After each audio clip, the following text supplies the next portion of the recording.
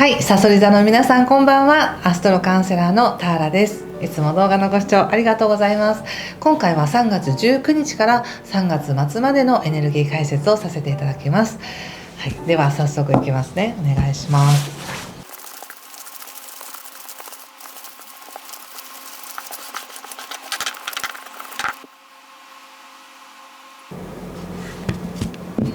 はい、じゃあ一緒に見てみましょう。お願いします。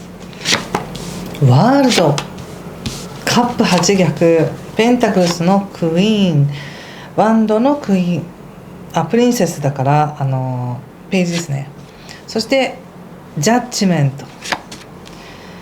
ソードキング逆、カップのエース、気をつけることや対策が、ソードのエースとペンタクルス3の逆とオラクルはペンタクルスの10です。強いですね。素晴らしいです。3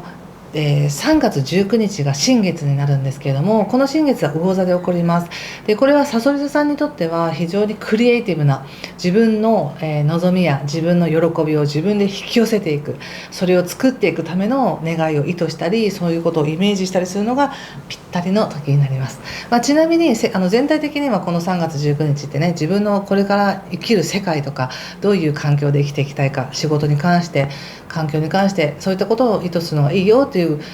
ことで、19、20、21日の3日間のエネルギー解説をした動画は別にありますので、もしまだご覧になってない方はそちらもよかったら見てみてください。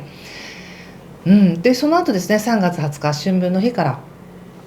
生活が整っていくっていうような流れになります。でもこれね、普通にただ生活整うんだっていうだけじゃなくて、これ2月のね後半から入っているやっぱり海王星と土星のエネルギーっていうのがとてもさそり座さんにとっては自分の健康だったりとか雇用関係とか仕事、日常生活にとても強く影響しているので、もし何か課題だと感じていることがあるとか、超えていきたい何かがある方にとっては、この3月の20日からそこに光が当たって解消していくなんか術が分かるとか、何かこう改善に向かっていくみたいなね、そういう感じがすごくします。カードで見ても入り口がやっぱりワールドなので、ちゃんと自分の今の自分っていうものをなんか感じられているって感じがしますね。自分をごまかして何者かになろうとするのではなくて、今の自分はこうなんだっていうことをしっかりとなんか自覚されて、私が生きてる世界はここだとか、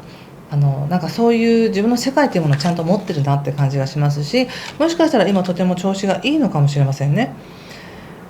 なんかここのとこでも過去のところにもちゃんと自分で自分に需要を与えてあげられてましたよみたいな感じのカードが出てるんです。でこれは実際に経験を積んできちんと体験をして得ているものがたくさんあるっていう意味でもあるんですけど、なんとなく中にはちょっと休みを取ってリフレッシュしたとか、自分の欲しいものを自分のために買ったとか、美味しいものを食べたっていうことかもしれませんけど、何か自分に必要なものをちゃんと自分で取り入れるような動きがあったっていう感じがして、それが素晴らしいなっていう感じがします。そして今まさにさらにそこからトランスフォーメーションということで、何か自分が変容していく感じがします。まだそれはいきなりガラッと180度変わるっていうわけじゃないんですけど、自分がやってみたかったことを慎重に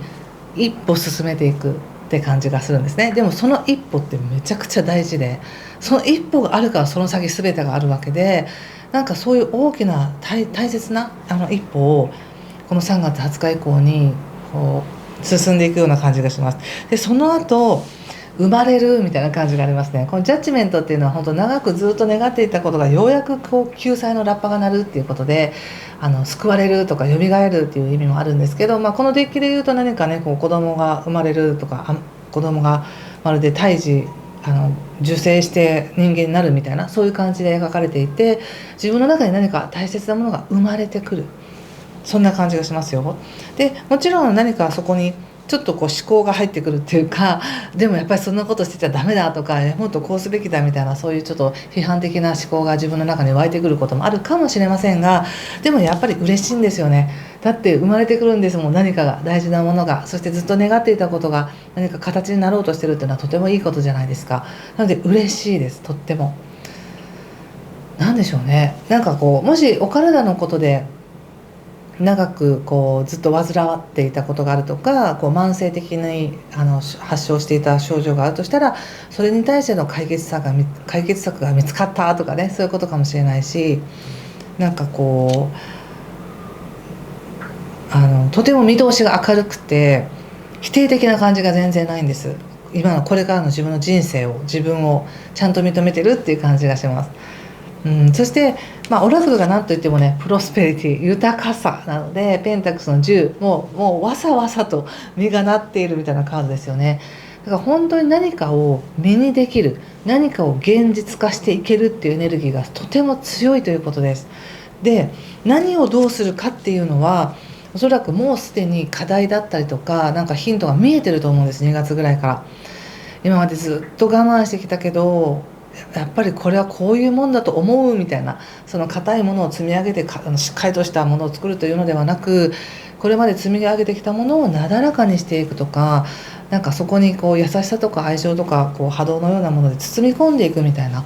またはそういう夢見ていたことを現実にしていくみたいなエネルギーがあるんです。どちらにしてもとても夢がある、そして豊かさがある、そのきっかけをもうさそりさん掴んでる感じがします。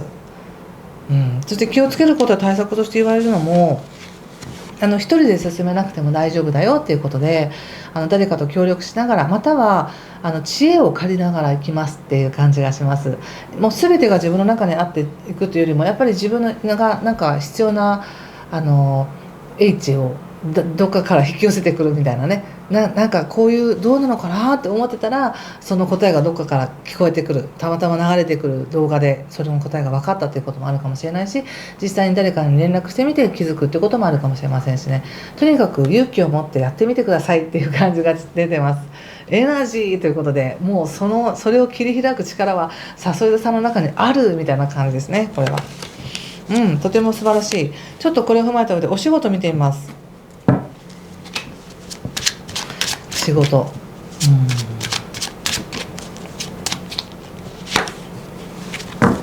ジャッジメントですね。ワンドのクイーン、そしてワンドの3ということでいいですね。やっぱお仕事に関しては何かもしかして大きな課題と思えるような、ちょっとプレッシャーのある仕事の依頼があったりとか、自分が何か大きなプロジェクトに携わらせてもらうとか、そういうちょっとこう願っていたことなんだけど緊張するとかプレッシャーがあるとか、そういうことがあるかもしれませんね。でもできますよ。もうワンドのクイーンとワンドの3が出てるので、未経験でもいいんです。自分がチャンスがあるから今そのことに携わってるっていうことなので、とにかく今の自分でやってみよう、今の自分でできることがベストと思ってやってみてください。